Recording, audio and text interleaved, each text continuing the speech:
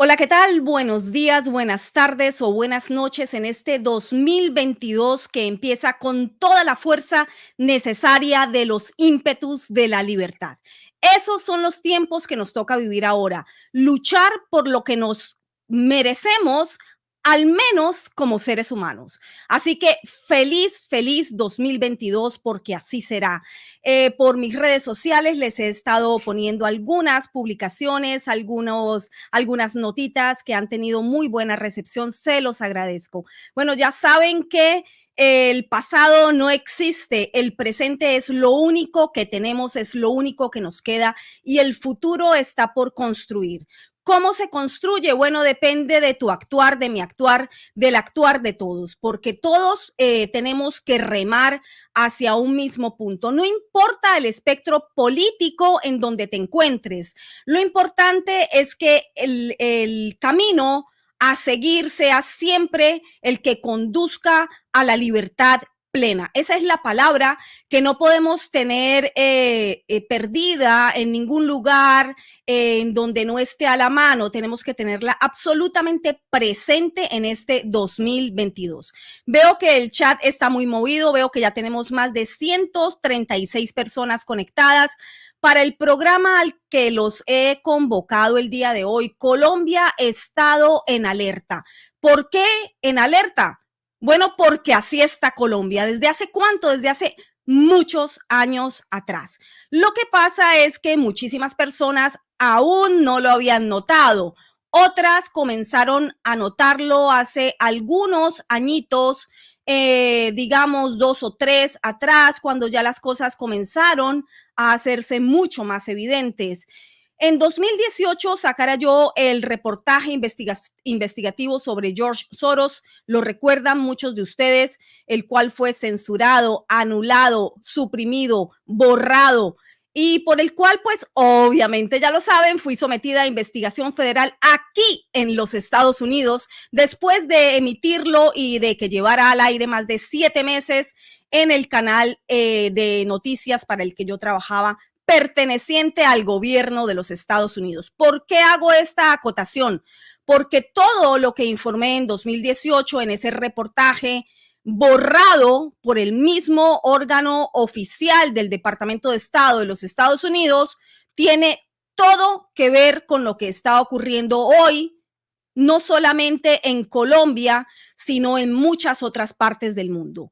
Ya les he dicho que los tiempos de análisis geopolítico pues son así, geopolítico. No se puede desencadenar ningún hecho, por irrelevante que parezca, que ocurra en un país de otros hechos que ocurran en otro país. Máxime si se trata de la región latinoamericana, máxime si se trata de Colombia, la joya de la corona, que si se logra, bueno, coronar, valga la redundancia, pues va a significar un cisma profundo, no solamente en Latinoamérica, sino en otras latitudes del mundo.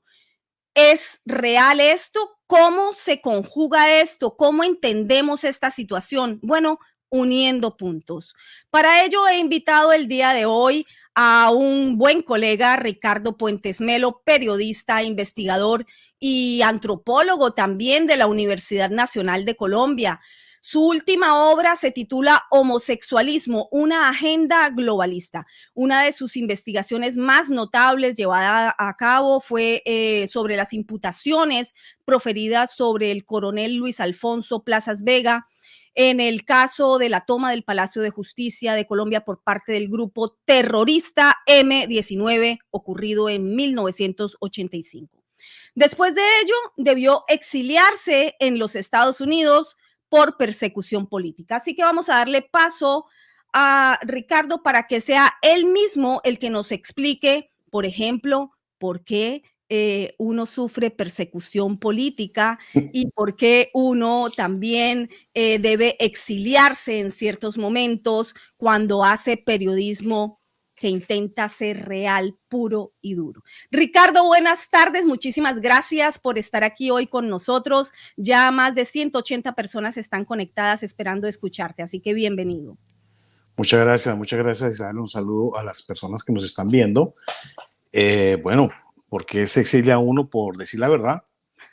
A la verdad no le gusta a nadie, a nadie. Entonces, en determinado momento a cierto bando le gusta que uno diga la verdad del otro, pero en cualquier momento la verdad de ese que antes era amigo de uno, entonces ya no le gusta y hay que exiliarse porque atentan contra la vida de la prensa y es terrible. Primero le afectan a uno las finanzas y para que a ver si uno se somete y cuando ven que no, entonces atentan contra la vida.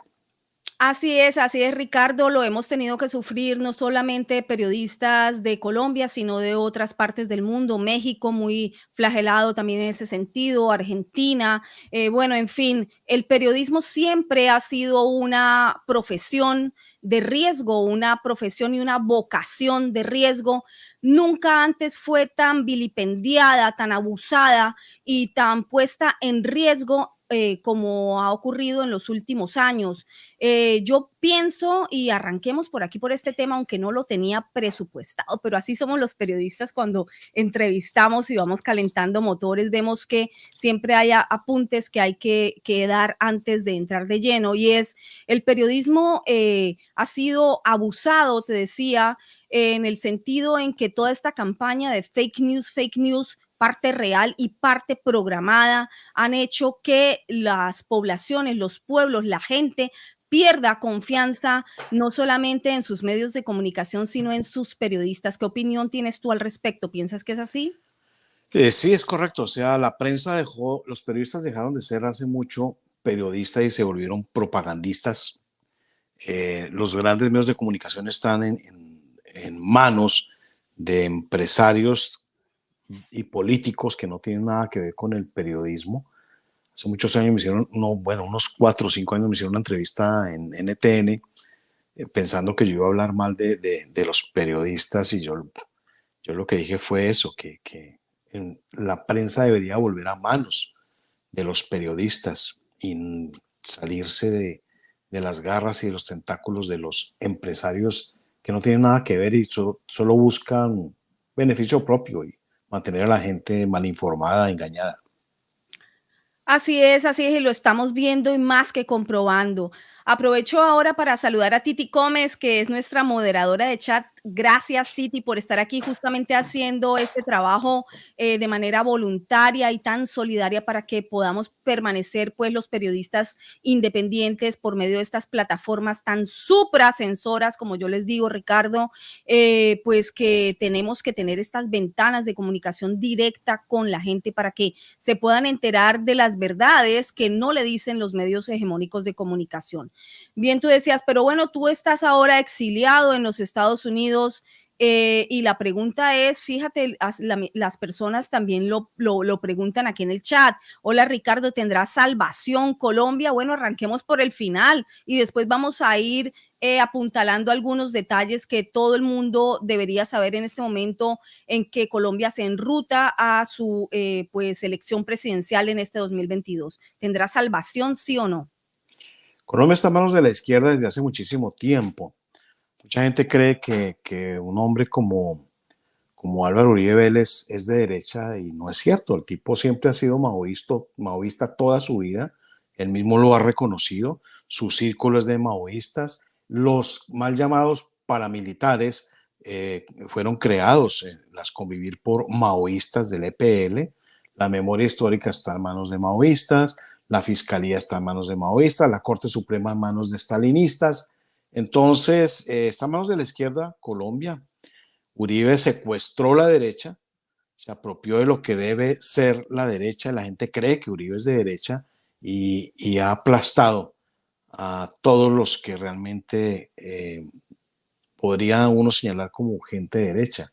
Fijémonos que los grandes perjudicados de su gobierno y de su entorno han sido gente conservadora, como Andrés Felipe Arias, como, bueno, la misma Manuel Pilar Hurtado, está mucha gente, todos Fernando Londoño, a que él traicionó, el mismo Alfonso Plazas Vega, que lo traicionó Uribe, y ni Londoño ni Plazas Vega lo pueden ver, tienen una adoración ciega por Uribe y no se dan cuenta que el primero que los traicionó fue él, pero bueno, está en manos de la izquierda Y desde hace muchos años, Isabel, yo nunca voté por Uribe, pero yo me volví uribista cuando él iba para su tercer periodo, eh, y cuando nominó, se pensaba que iba a seguir la línea Andrés Felipe Arias, le pusieron una trampa, de cual forma parte Uribe Santos, y designaron a Juan Manuel Santos. Yo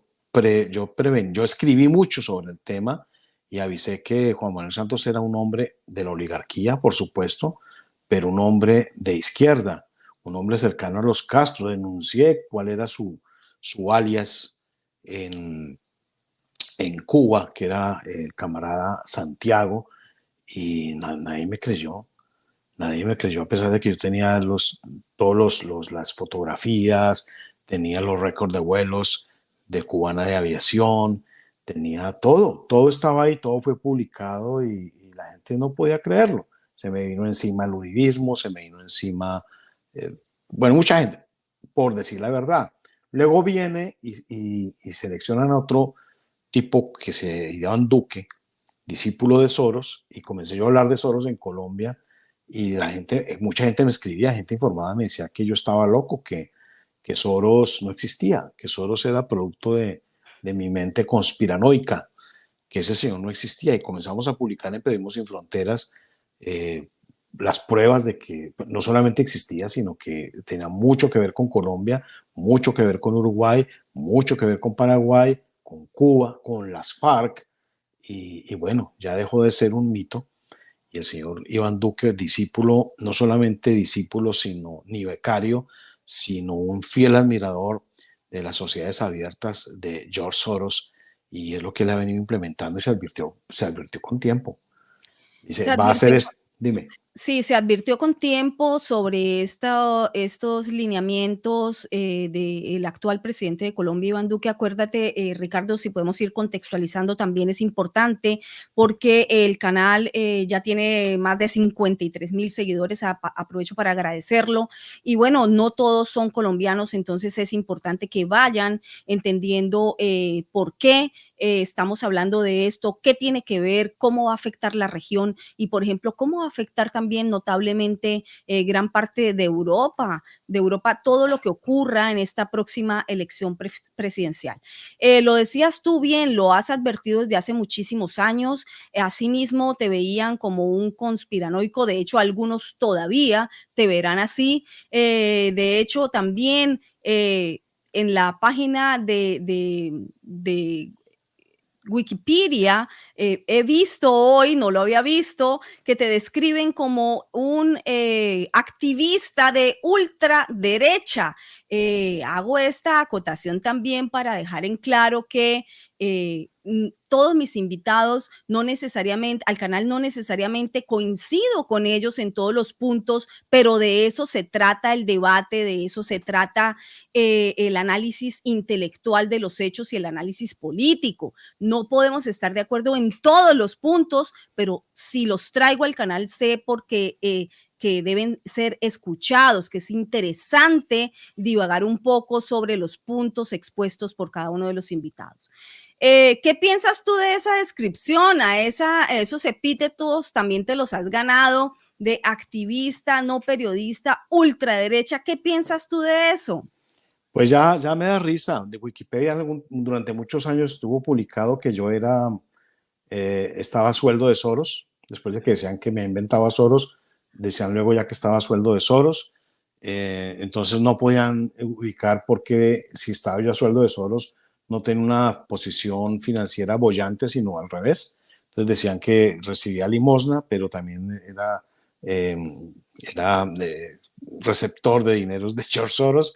Decían en Wikipedia también que yo disfrutaba aserrando campesinos en el Urabá antioqueño, que violaba niños, pues de todo han dicho. Entonces yo me quejé muchas veces con Wikipedia, pero ellos decían que no podían hacer absolutamente nada, pues dejé eso ahí. Y pues no hace mucho que no lo miro. Activista, ultraderecha.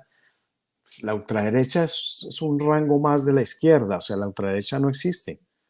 Y yo nunca he estado a favor de ultras de nada porque me parece que eso es un engaño para la gente. Yo siempre he dicho, pues ya un tiempo para acá, que las grandes ideologías se vienen entre humanismo y cristianismo, ya ultra o no, medio ultra, o eso es para engañar y evadir, confundir el debate, enrarecer el debate.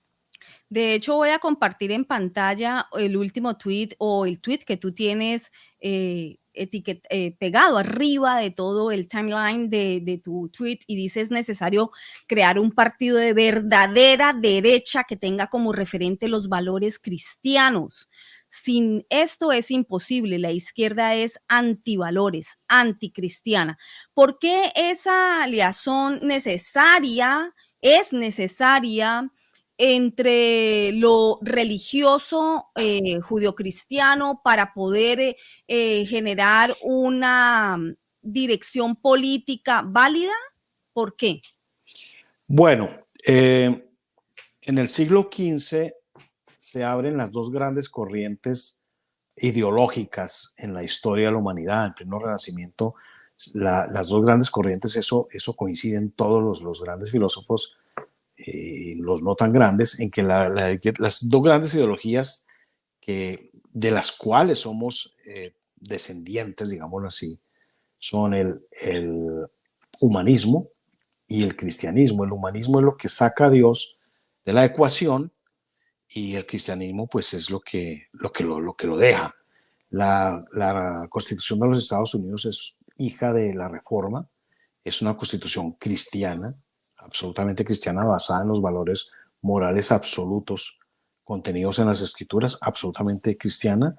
La Revolución Francesa es hija del humanismo, igual que la Revolución Bolchevique, igual que las revoluciones en nuestra América Latina. Entonces, cuando uno parte de ahí, no es que le estemos metiendo religión, es que yo estoy convencido de que lo que sucede ahora tiene una gran connotación espiritual y en el libro este que tú mencionaste lo menciono y lo pruebo.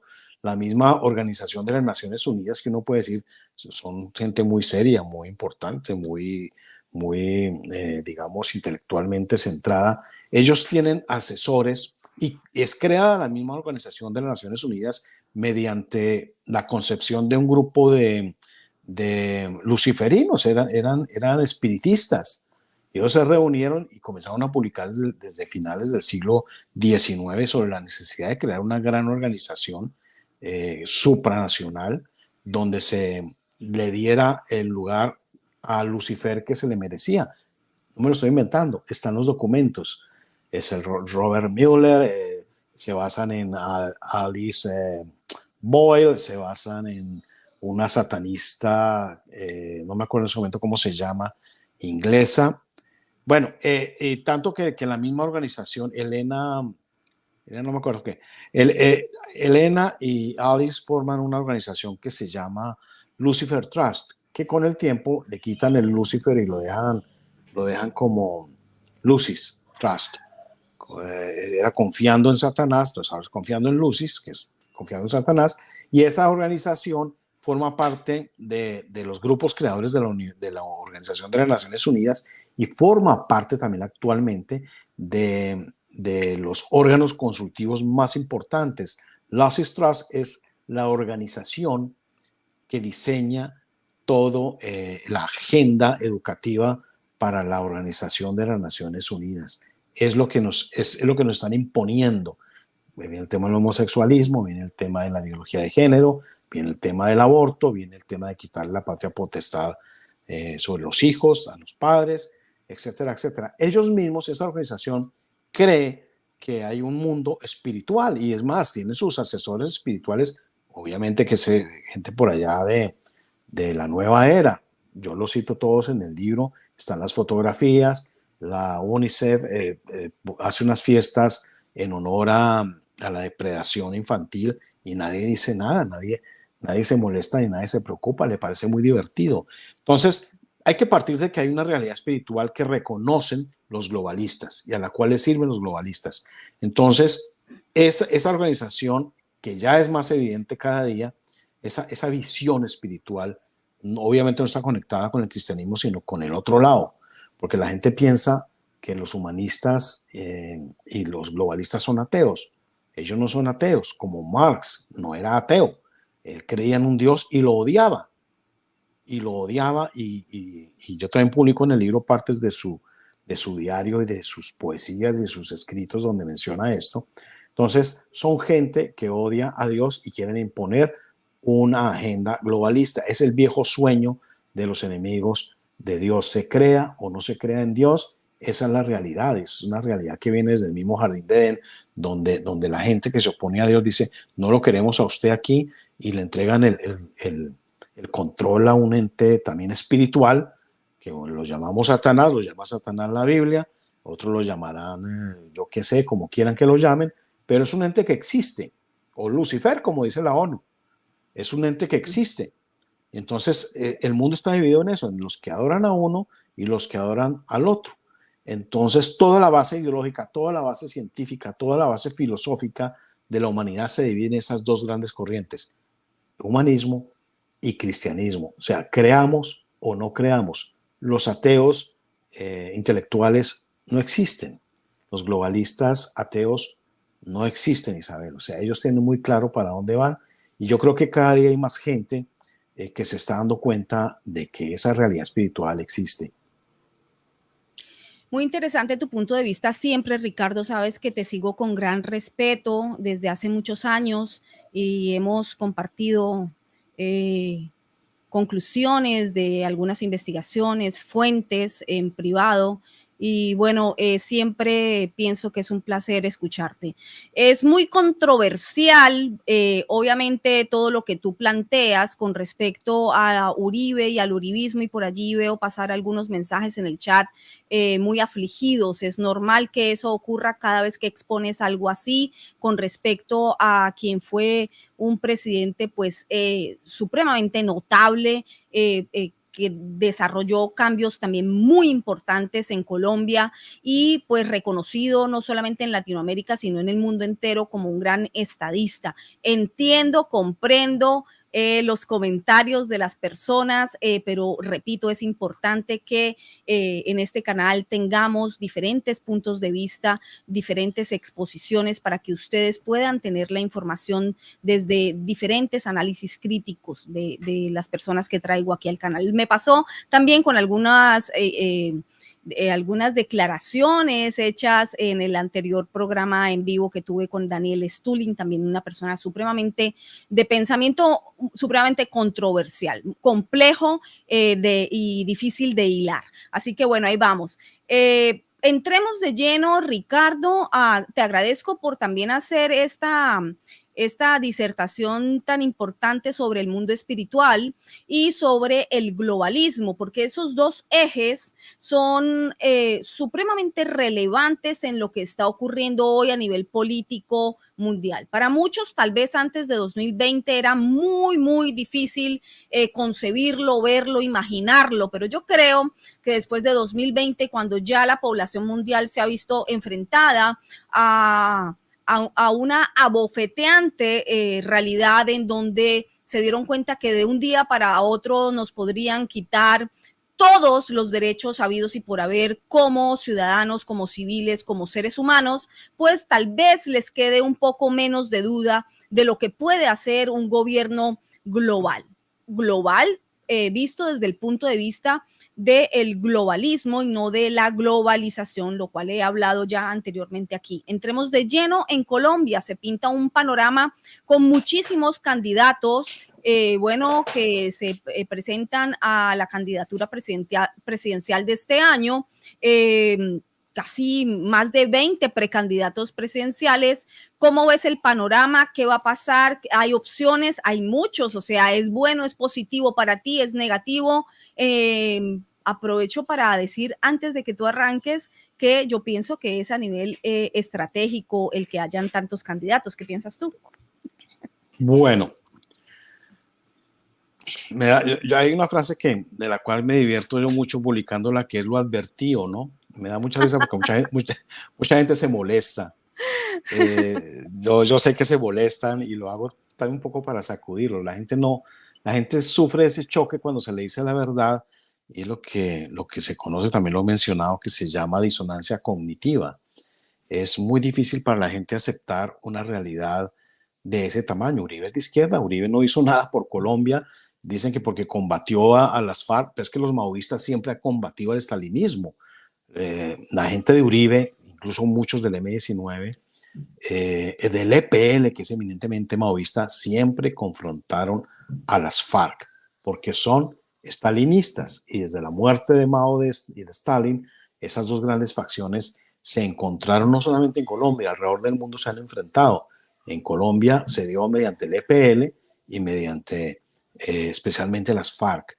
Entonces, él como maoísta, pues le dio bala a las FARC. Eso no lo hace un hombre de derecha, eso lo hace un maoísta, como es él. Y José Obdulio, maoísta, el de memoria histórica, Darío Acevedo, maoísta.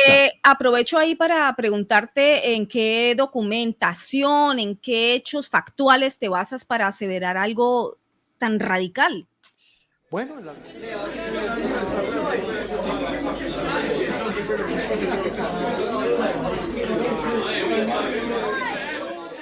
hace más de 25 años, siendo yo libretista de televisión, asesor en algunos gobiernos, algunas alcaldías y algunos políticos, empecé a estudiar las escrituras. Y empecé a estudiarlas porque sentía a nivel personal que había algo que estaba haciendo falta en mi vida, un propósito superior, y quería encontrar respuestas.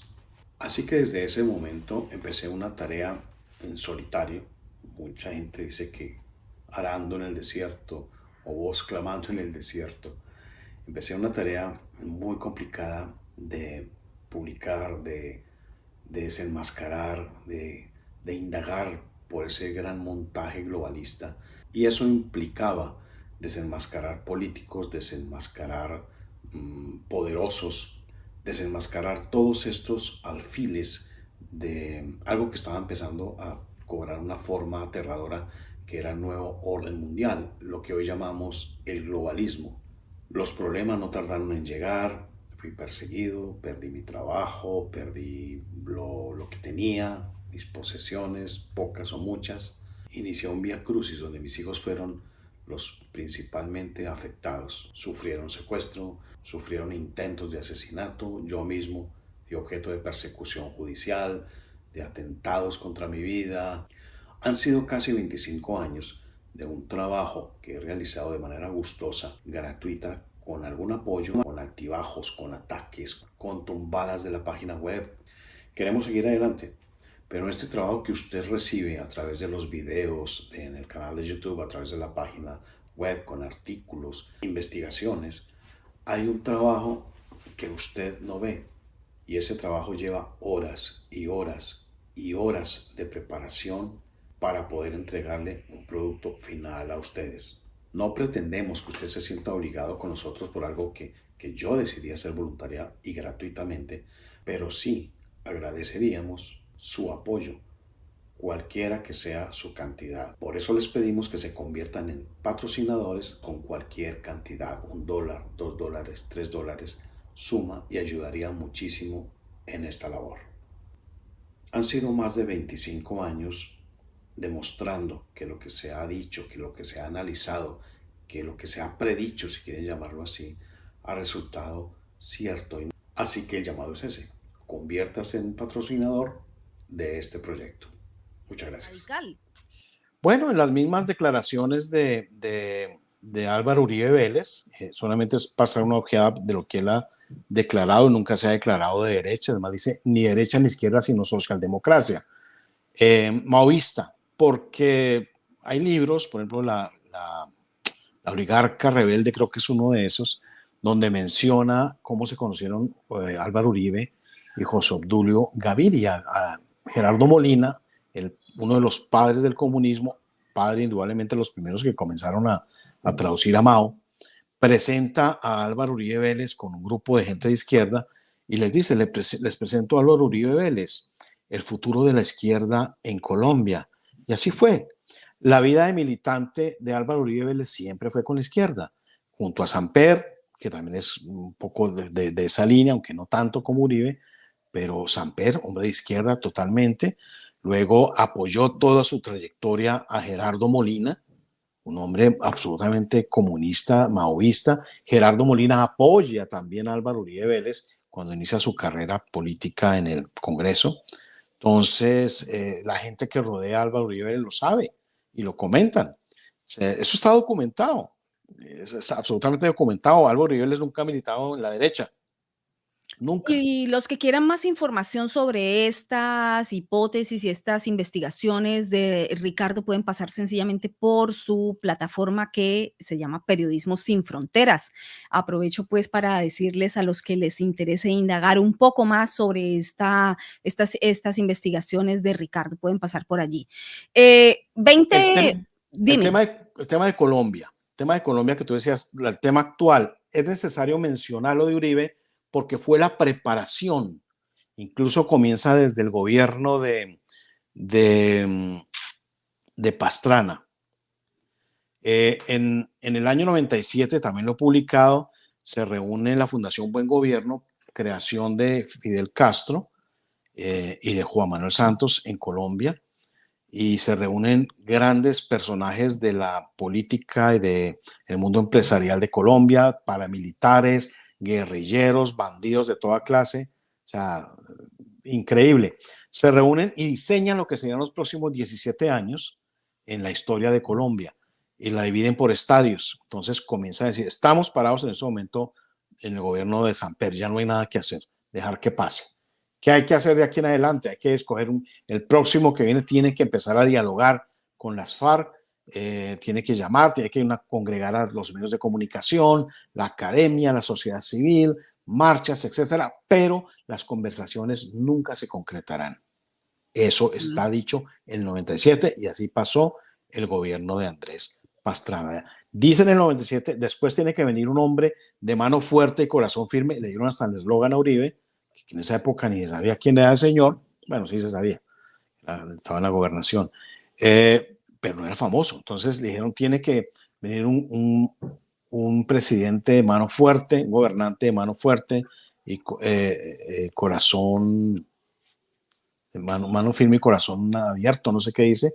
Y el tipo tiene que combatir fuertemente a la guerrilla de las FARC, pero no la va a eliminar totalmente, no puede eliminarla. Tiene que combatirla de tal manera que los lleve a la mesa de negociación. Mientras los combate, tiene que abrirle las puertas a organizaciones de derechos humanos. Uribe lo hizo. Human Rights Watch, su archienemigo, Vivanco, supuestamente. El que le abre las puertas de Colombia es nada más y nada menos que Álvaro Uribe Vélez. ¿Para qué? Para identificar a los mayores combatientes del ejército contra la narcosubversión e irlos eliminando. Entonces, el que se inventa ese tema de los falsos positivos es Álvaro Uribe Vélez. Entonces, dicen, los mayores combatientes contra la narcosubversión, pues los van sacando, los van acusando de falsos positivos, de que matan campesinos, de que le ponen las botas al revés, todo cuento. Y él mismo declara, y él sale a declarar con Juan Manuel Santos y Freddy Padilla de León, y a decir, sí, qué pena, existen asesinos dentro del ejército y vamos a arreglar esta cosa. Les quita el fuero militar a los soldados y los entrega a manos de la Fiscalía de Mario Iguarán, un hombre de izquierda, absolutamente homosexual, lo menciono en mi libro, que eso qué tiene que ver, tiene mucho que ver, como lean el libro. Y entonces los entrega a manos de Mario Iguarán. ¿Y quién elige ese fiscal? Álvaro Uribe Vélez también.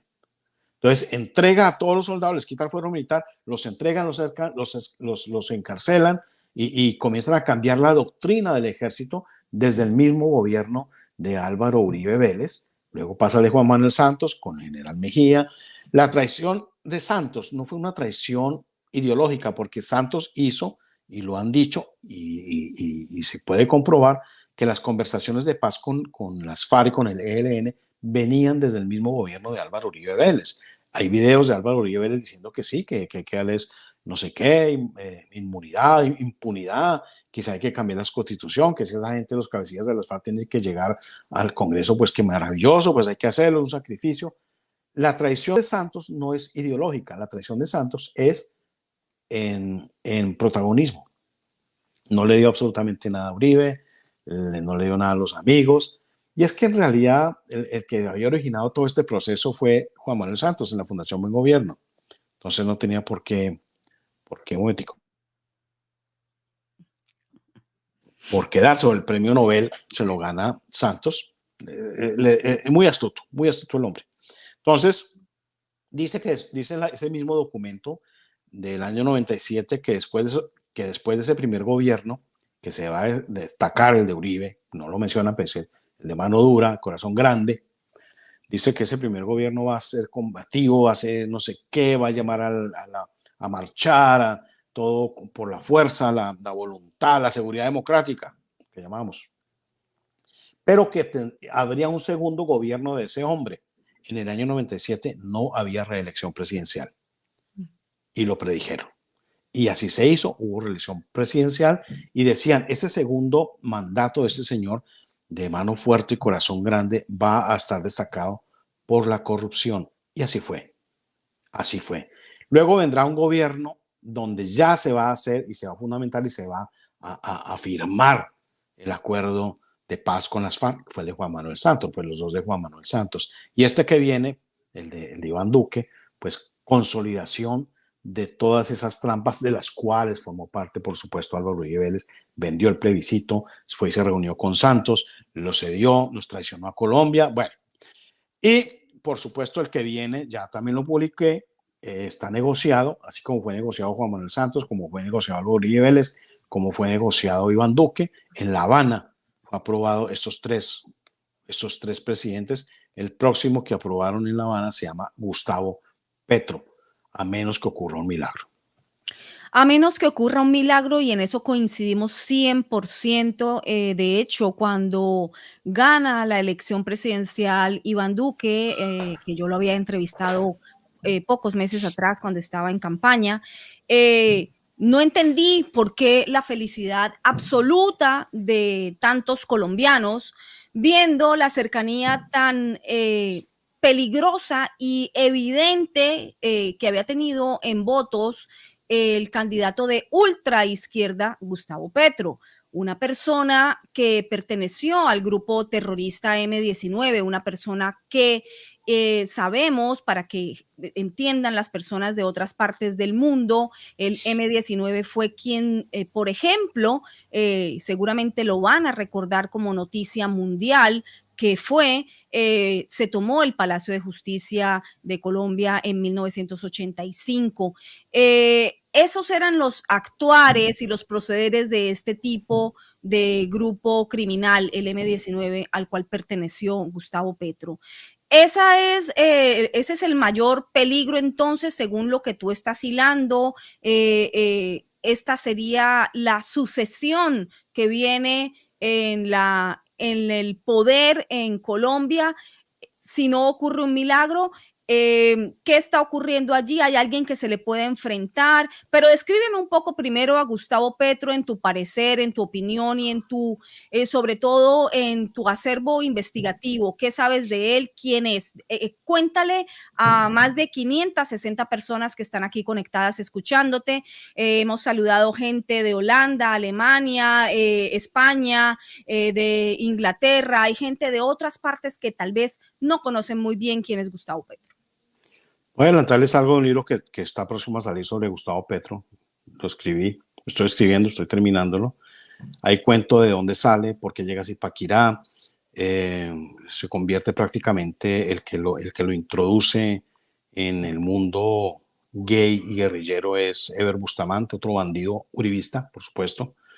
Y de ahí para adelante el tipo demuestra una maldad tan terrible que fue ascendiendo rápidamente, tanto como a los 15, 16 años le estaban encargando, es gatillero, el tipo es un gatillero, no es un combatiente como un soldado en un campo de batalla, sino es un gatillero, ejecuta con cerebro frío, ha ejecutado mucha gente, entre esas a José Raquel Mercado, las pruebas las tengo, las publicaré en el libro, y estuvo metido en muchos episodios del M-19, porque el tipo es muy inteligente, lo reconoce el mismo Álvaro Uribe Vélez, porque son muy cercanos, ya voy para allá, y Uribe le está dando el espaldarazo ahí, entre comillas, como es un hombre muy inteligente, pues no es tan malo, es muy inteligente. Bueno, en todo caso,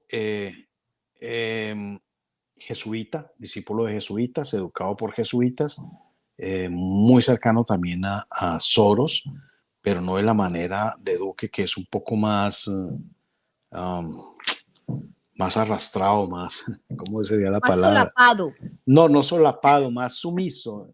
Duque no es inteligente. Ok. Duque no es inteligente. Yo le decía a Fernando Londoño hace muchos que es un hombre brillantísimo. Le dije, me parece un tipo que habla bien, pero no dice nada. A mí no me parece inteligente, nunca me lo ha parecido. Es muy vanidoso, muy ufano, muy inteligente Santos. Bueno, entonces Petro es muy inteligente, muy malo, y ha sido educado y le han ocultado su historia eh, intencionalmente para esconderle todos estos delitos, hasta su hoja de vida. Es extraña, nadie la encuentra, dice que nació en un lado, pero muestra el otro, se casó con una niña, bueno, no se casó, tuvo hijos con una niña menor de edad, es activista travesti, le dicen Rosita en el mundo de los travestis. Es una locura, el tipo es una locura y es malo.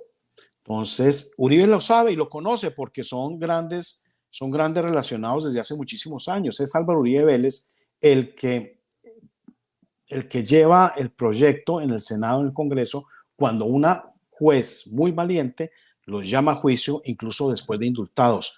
Dice, no, señor, el terrorismo es un delito que no es indultable, la violación de niños es un delito que no es indultable, le imputó delitos de lesa humanidad que no son indultables. Entonces había necesidad de hacer un proyecto político, un proyecto en el Senado, un proyecto de ley para indultarlos definitivamente. ¿Quién mejor que Uribe? Pues eran viejos aliados desde su cercanía con Pablo Escobar, eran viejos aliados. Acordemos que Pablo Escobar fue el que financió al M-19 para la toma del Palacio de Justicia. Pablo Escobar es el que le envía una esquela cuando asesinan al papá de Álvaro Uribe Vélez.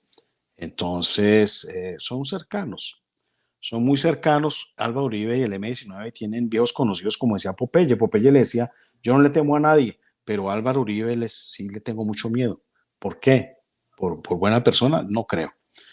Bueno, entonces, y se tuvo que volver uribista después, y después murió de una forma rarísima, suicidado, quién sabe con qué, pero bueno.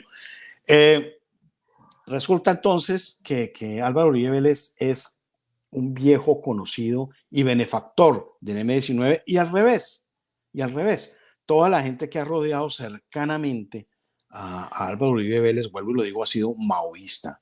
Entre eso estaba Iván Márquez, por supuesto, el tipo es de las FARC, movimiento stalinista, pero Iván Márquez es evidentemente maoísta, como él mismo lo ha manifestado. Estaba Iván Márquez, Angelino Garzón, otro bandido, Eber Bustamante, Chávez, ¿cómo se llama? Ignacio Chávez, Oti Patiño, todos bandidos del M-19. ¿Quién nos indulta? Álvaro Uribe Vélez. Es el autor del proyecto político de indulto que acoge muy bien el Congreso y cuenta final. Y no pasó aquí absolutamente nada. Siempre han sido muy, muy cercanos. Luego se inventan cuando viene Duque. Yo lo publiqué por esa época. Le dije, van a inventarse un coco para elegir a Duque. Y de una vez el coco lo van a tener programado para dentro de 4 años. Y escogen a Petro. Coco, que no tenía ni 300.000 votos, es un hombre que no tiene 300.000 votos, con toda seguridad, que había acabado de hacer una alcaldía nefasta, que no tenía absolutamente ninguna imagen política, una investigación por corrupción que le hizo la Procuraduría Alejandro Ordóñez, que después se la tumbaron, pero un bandido, un ampón de barrio bajo, y subirlo de esa manera como lo subieron, enfrentarlo. Entonces, al confrontar esas dos grandes corrientes supuestamente contradictorias del uribismo y el petrismo, pues la gente se dejó a votar por Iván Duque, pero estaba programado que era para ablandar, porque hubiera subido Petro en ese momento, se arma una guerra civil, porque llega Petro a decir, la JEP se queda, como dice el uribismo, y se le arma una pelotera en las calles. Llega a decir Petro, vamos a subir impuestos y ya lo habían tumbado. O sea, necesitaban esto, que la gente diga, ¿será bueno? ¿Será malo? Es que Iván Duque es como chévere, pero es que se equivoca. Necesitaban a un Duque, un tonto que hiciera la transferencia hacia lo que viene con Petro. O sea, no es que Petro sea el coco fue Uribe, que se hizo pasar de derecha y le ha hecho todos los favores a la izquierda. Ese ha sido el gran coco, el gran error de los colombianos, haber votado por Álvaro Uribe Vélez. Luego viene el próximo, que es ya Petro, pero es una consecuencia de lo que ha pasado. Entonces viene y eligen, por ejemplo, María Fernanda Cabal. María Fernanda Cabal yo la estimo mucho, no votaría por ella por el tema que es abortista y pro ideología de género y eso. Me parece que eso no es bueno para un país. Pero era la única que podía enfrentársele a Petro. Y se lo advertí. Y le dije, no van a dejar llegar a María Fernanda Cabal porque es la única que puede poner el pie encima a Petro dentro del uribismo. Yo dije, me muero de las ganas por ver qué va a hacer Álvaro Uribe Vélez para tumbar la candidatura de María Fernanda Cabal, tal como tumbó la de Andrés Felipe Arias en su momento para poner a Santos, tal como tumbó otras, por ejemplo la de Nieto, que en ese momento me simpatizaba, ya no, cuando subió Zuluaga, cuando iba a designar a Zuluaga. Se me ponen los más bobos ahí. Entonces no le servía María Fernanda Cabal a Uribe y pone a Zuluaga. Despierta más pasión una oreja que Oscar Iván Zuluaga. Otro punto Terrible. en que estamos totalmente de acuerdo. Ahora, la intención de voto actualmente, la última encuesta de intención de voto, que bueno, todos sabemos las pinzas con que hay que tomar las encuestas, pero no obstante, bueno, hay que hablar de ellas. La intención de voto de Petro es de más de un 80%. Gustavo Petro con el pacto histórico. Y bueno, le siguen ahí Fajardo, Sergio Fajardo, con más de un 40%, con la Esperanza del Centro, se llaman ellos. Pero explícales un poco bien aquí al público que te está escuchando, ya más de 630 personas, cómo son esos centros que se hacen llamar centros en Colombia. Por ejemplo, este Centro Esperanza de Fajardo, por ejemplo, este Juan Manuel Galán. ¿Qué se puede esperar de ese centro? ¿O qué jugada política están haciendo ellos allí? ¿Le están haciendo un buen favor a Petro para ya redirigirse triunfante a esa presidencia? ¿O están siendo realmente unos contendores políticos importantes? Mira, es que volvemos al tema. Si uno comienza a dividir el espectro político entre izquierda y derecha, entonces centro izquierda, centro derecha, extrema izquierda más para el norte, extrema izquierda más para no sé qué, extrema de centro derecha, centro tibio, centro profundo, decía Uribe y decía Duque y creo que Maduro también. Esos son engaños. Si dividimos la cosa entre humanismo y cristianismo, nos damos cuenta que todos esos candidatos entran entre el humanismo, que en mi entender, tomando de esto y tomando ciertos conceptos, digámoslo así, es gente de izquierda en tanto no sigue los valores morales contenidos en las escrituras, es gente de izquierda. Entonces no se mata uno la cabeza diciendo, no, pues que Fajardo es de derecha en lo económico, pero un poquitico de izquierda en lo social, o como dice Uribe, yo soy, ¿yo soy qué? Yo sigo los lineamientos del capitalismo, pero con sentido social. Entonces la gente dice, este tipo está un poquito más corrido hacia la derecha que hacia el centro. Eso es una tontería. Eso son tonterías, son trucos, son juegos para embobar gente. Definámoslo así.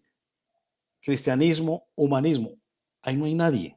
Todos forman parte, están dentro de la misma olla, dentro del mismo espectro humanismo que nos va a llevar al foso. O sea, ahí no hay nadie, absolutamente nadie. Fajardo, Rodolfo, que ahora se las da de derecha.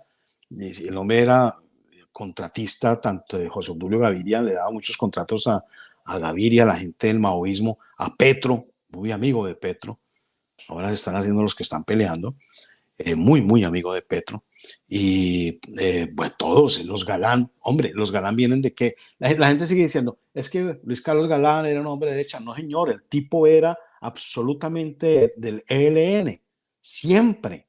Fue parte de los del combo de asesinos que mataron a Gloria Lara Echeverry y que permitieron la huida de los asesinos materiales del país. Él, Gerardo Molina, también formaba parte del combo de Gerardo Molina. Es un tipo de izquierda y él siempre se reconoció como un hombre de izquierda, de derecha porque se dio bala con Pablo Escobar. Entonces ya es de derecha. No, hombre, eso es una tontería. Es una tontería. Luis Carlos Galán siempre fue un hombre de izquierda, proheleno. Tuvo en su gabinete, siendo un muchacho de 20 y pico de años en el gabinete que le dio de educación Misael Pastrana, se rodeó de gente del ELN. No me lo invento yo. Consulten la historia.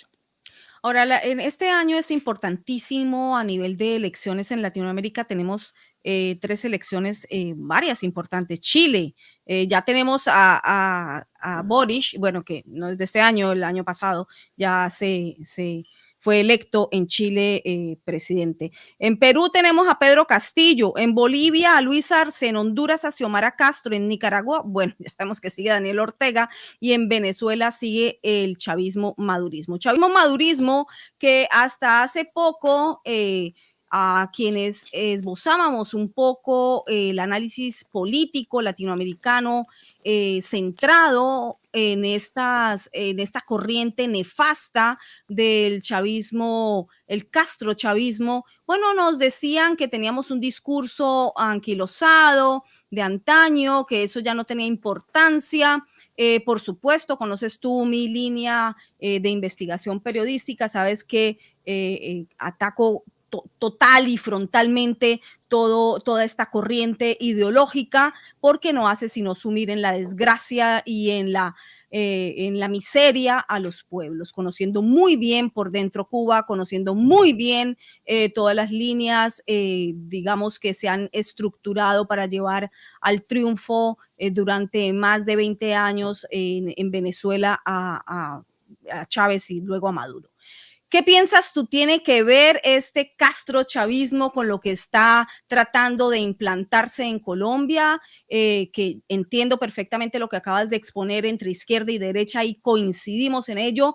El mundo ya no se divide entre izquierda y derecha, sino que el análisis debe ser realizado, el análisis político en términos de geopolítica global. Pero bueno, vamos a apuntarle un poco al público que te está escuchando. ¿Qué tanto tiene que ver este castrochavismo en esta intención de triunfo de Petro en Colombia? No solamente de Petro, acordémonos que Hugo Chávez era muy amigo de Álvaro Uribe Vélez. Es que la gente olvida. La gente olvida. Se reunían a parrandos vallenatos en la costa, o iban a Venezuela. José Obdulio y él iban a Venezuela a oír música llanera, a hablar de Bolívar, a pasarla rico, sabroso y mirar cómo se desarrollaba el futuro. La pelea de Juan Manuel Santos con Hugo Chávez fue montada, fue un circo del que formó parte Álvaro Uribe Vélez. Yo pensaba en su momento que no, que Álvaro Uribe les había sido traicionado. Después me di cuenta, reuniendo todos los elementos, no tuve más remedio que aceptar que el tipo era absolutamente de izquierda, era un cómplice y era el gran secuestrador de la derecha en Colombia. Entonces, ellos eran muy amigos. Álvaro Uribe es muy amigo de Chávez, muy amigo de Fidel Castro.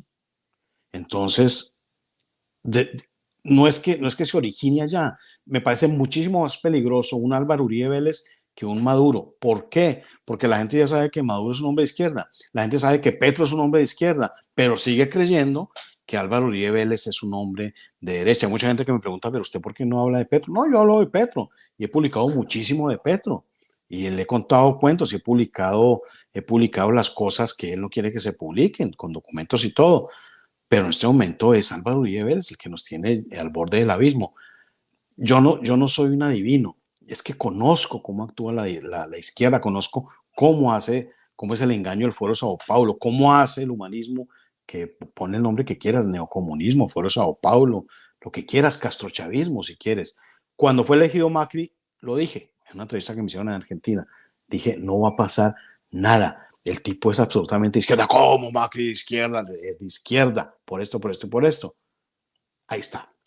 Cuando Evo le dieron el golpe a Evo, yo dije, le dieron un golpe a Evo, es que hubo un golpe de Estado.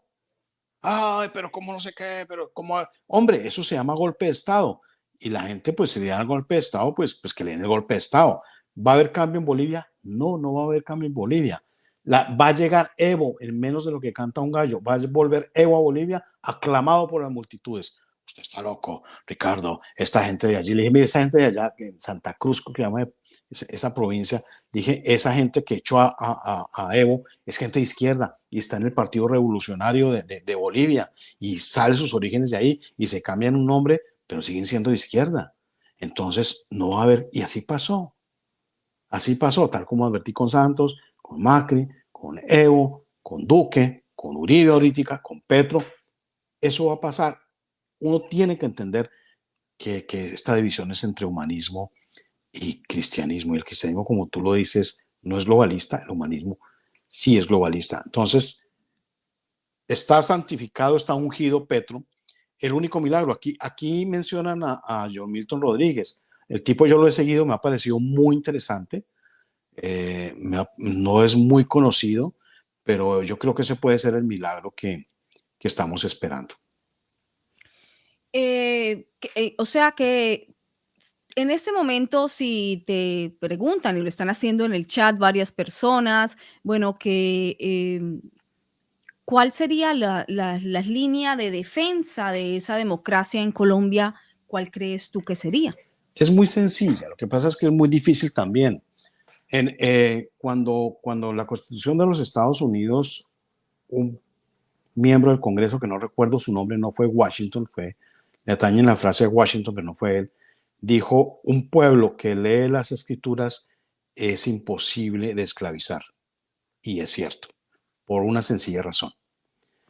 Cuando pensamos que nuestros derechos los confiere el Estado, un gobernante, la Constitución hecha por Uribe o por Bolívar, por el que quieran, cuando pensamos que como seres humanos los derechos nos los confiere el Estado, tenemos que tener claro que el Estado nos puede quitar esos derechos. Cuando tenemos muy claro que tenemos derechos dados directamente por Dios como seres humanos, que ningún ser humano nos puede quitar, la cosa se le complica a los gobernantes. Así cayó el Imperio Romano. Cuando los romanos empezaron a dar cuenta que su Dios, que su emperador no era Dios en la tierra, sino que tenía fallas y que había un sedazo por el cual podía medirse sus actuaciones, que ese sedazo eran las escrituras, entonces se cayó el Imperio Romano. En Estados Unidos, desafortunadamente, se le dio la entrada al exceso de liberalismo. Entonces, no, ser homosexual es chévere, hay que meterlos aquí en el cine, hay que reírnos con ellos porque son gente muy divertida, muy inteligente, artistas, por supuesto, maravillosos. Entonces comenzaron culturalmente a abrir las puertas y donde llega el homosexualismo, mucha gente me dice radical por eso, pero es comprobado científicamente e históricamente que el homosexualismo, y lo dicen las escrituras, es la base de la destrucción de cualquier sociedad por la razón que sea, Isabel. Yo pienso que hay razones espirituales, como lo explico en la Biblia. Hay razones espirituales para que una cosa conlleve a la otra, pero está probado. Entonces Estados Unidos comienza a desmoronarse desde ese momento, desde que se piensa que el homosexualismo es chévere, deseable, y comienza a meterse en las escuelas, entonces ya la gente comienza a votar por liberales en las cortes, empieza a votar por liberales en las gobernaciones, comienza a apoyar a liberales fiscales y miren la hecatombe que tenemos ahorita en Estados Unidos, abriéndole puertas a gente como George Soros, a gente del Islam extremista, tú quieres llamar esa palabra. Es terrible lo que pasa en aras de una libertad mal entendida. Entonces, eso sucede. Si tenemos claro que hay una realidad espiritual y sabemos cómo actúa, pues la única solución es la que dijo este señor congresista de los firmantes de la Carta de los Estados Unidos, que es una Biblia en cada hogar, leída y estudiada, impide que seamos esclavizados y engañados. Por eso es muy difícil, y perdón la falta de modestia, que dice, pues que usted se las da. No, yo no, mira, yo no, a mí no me importa lo que diga Adams, ni Hayek, ni toda esta gente, estos filósofos donde se basan muchos de los teóricos de hoy en día. Yo leo las escrituras, punto. Por supuesto, se necesita consultar a Hayek, a Adams, a Weber, lo que sea, los consulto, pero no como mi fuente de sabiduría, ni mi fuente de juicio. Mi fuente de juicio son las escrituras y punto. Es que las escrituras no son solamente no desear a la mujer del prójimo, no postrarse ante imágenes, santificar no sé qué. No, no, no. Es todo ese compendio que nos muestra la lectura juiciosa de las escrituras donde se ve esto que te estoy diciendo, se ve cómo se forma una sociedad, cómo se cae un Estado, por qué y por qué es importante tener esos valores morales absolutos, obviamente creyendo en el Dios de la Biblia, no en cualquier Dios, como dice María Fernanda Cabal, que para ella es Buda o, o yo no sé qué, el sintoísmo, que todo conduce a lo mismo. No, no conduce a lo mismo. Eso es lo que dice la ONU, que todo conduce a lo mismo, que ese único gran Dios se llama Lucifer, lo dice la ONU y la gente no lo quiere ver. Bueno, pues las conclusiones que vas dejando, Ricardo, no son muy, digamos, Populares. esperanzadoras y muchísimo menos populares, claro, yo sé. Eh, con ese riesgo, y aún así, por supuesto que te invito a mi canal porque sabes que no coincidimos en todos los puntos de vista ni en todos los análisis, pero es para mí interesante escuchar tus apreciaciones como periodista, como investigador y como persona que ha demostrado en muchas investigaciones con el tiempo cómo tienen la razón tus indagaciones. Así que bueno, ahí estamos dejándole al público de mi canal, más de 53,000 personas, esta información para que vayan tejiendo esa red o vayan desatando tal vez esa madeja. Quisiera dejarte con unas palabras finales ya, Ricardo, para que le digas al público en qué sentido, por favor, concéntrate en esto, en qué sentido la elección presidencial en Colombia va a afectar a Latinoamérica y al mundo. Pues la única talanquera que ha tenido la izquierda para entrar de pleno y descaradamente, aunque como lo he manifestado ya está ahí, pero descaradamente, ha sido el ejército. ¿Por qué el ejército? Entonces mucha gente relaciona, y cae en un error, relaciona que uniformados son de derecha. Yo tengo amigas que me dicen, es que él es militar, Mejía es militar. Hombre, militar fue Chávez, Castro, Che Guevara se montó con su uniforme, Mao, Stalin, todos tenían un uniforme, Hitler, Mussolini.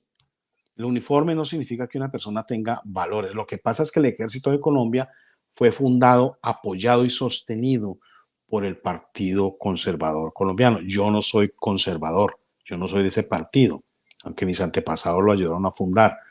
Pero ese Partido Conservador creía en un Dios, el Dios de la Biblia católico, difiero de ahí, pero era católico, y sembraron esos valores cristianos católicos en el ejército. Sus oficiales tenían honor, porque había un honor cristiano.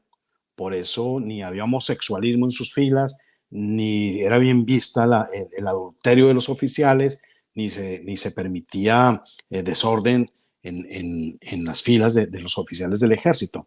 Entonces, esos valores cristianos sembrados en el ejército colombiano son los que han impedido que la izquierda descaradamente diga ya dominamos acá. Entonces, por eso Álvaro Uribe Vélez destruye a estos oficiales, los saca, los acusa de falsos positivos, se los entrega a Human Rights Watch y les quita el fuero militar y se los entrega a la Fiscalía de Mario Iguarán. Y comienza a permitir la entrada de otros oficiales. El primo Timochenko estuvo ascendido por el gobierno de Álvaro Uribe Vélez, el primo de Timochenko, primo hermano de Timochenko. Ascendido a inteligencia, hágame el favor, a inteligencia. Pero bueno, entonces entran allá y comienzan a hacer todo su proceso. Esta gente de izquierda, yo la llamo liberal para no decir otro rango de izquierdismo, liberal, entonces todo está bien, bienvenidos los homosexuales acá, bienvenido lo que quieran, la droga, y a volverse, si no tienen valores. Los oficiales de hoy en día del ejército colombiano carecen de valores. Y al carecer de valores, a permitir toda esta inmundicia, a permitir toda esta permisividad de todo tipo, moral, entonces destruyen al ejército. Eso está comprobado históricamente. Así destruyeron al ejército romano también, cuando comenzaron a permitir que los soldados fueran a combatir con sus hombres y muchachitos de pareja, y eso volvió un relajo. Entonces, destruyen al ejército de esa manera y ahí estamos perdidos. Estamos absolutamente perdidos. Cambian la famosa doctrina del ejército durante el gobierno de Santos. Dicen que ya no hay comunismo, que eso es un enemigo que no existe, que es invisible. Esa misma doctrina cambiada del ejército la mantiene el uribismo en el gobierno de Iván Duque, donde dicen, no, ahora hay que ir a... Entonces comienzan a perseguir ladrones de racimos de plátanos, ladrones de gallinas, y le quitan todo el sentido del honor, todo el sentido de la doctrina militar. Estamos, de verdad, estamos en lo que llamaba Uribe increíblemente en la hecatombe. Yo no veo una salida cercana, a menos que un milagro, y ese milagro para mí, en ese momento, puede ser John Milton Rodríguez. No veo a nadie más. Muchísimas gracias, Ricardo. Ha sido un placer tenerte invitado en mi canal, sobre todo que hayas dedicado más de una hora a estar aquí con nosotros explicándonos tus controversiales, súper controversiales puntos de vista basados en tus investigaciones periodísticas. Así que muchísimas gracias, y yo creo que este año tenemos mucho que hacer antes de las elecciones presidenciales. El 13 de enero es el límite para que se inscriba la cédula. Hay que participar pues en las elecciones, hay que hacer sentir la voz, hay que dar el voto, hay que seguir hablando de izquierda y derecha, aunque los tiempos no son de izquierda y derecha, pero esos son indicios de lo que está por venir. Te doy nuevamente las gracias, Ricardo, y hasta la próxima ocasión. Gracias, gracias, Isabel. Un saludo a todos tus televidentes, que son bastantes. Gracias, Ricardo.